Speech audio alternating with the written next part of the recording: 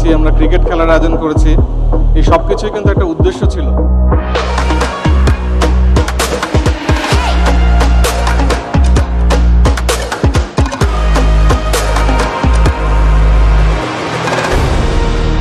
ভবিষ্যৎ হলো ইলেকট্রিক এবং ইফাদ সেই ভবিষ্যতের জন্য প্রস্তুত।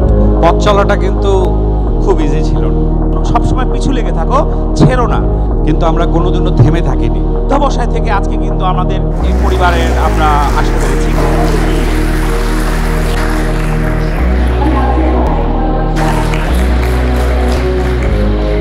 আমি সাহায্য করব।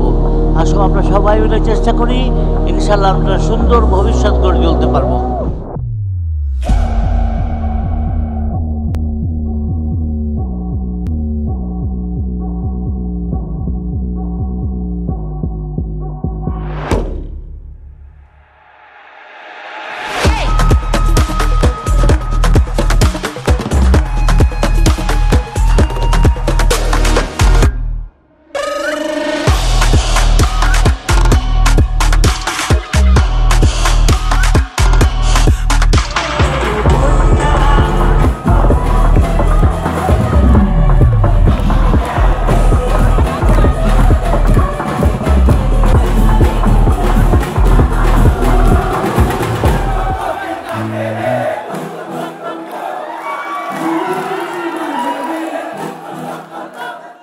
So thank you so much and I believe আগামীতে আমরা আরো সুন্দর এবং আরো সফলভাবে আরো অনেক মাইলস্টোনের অনুষ্ঠান করব।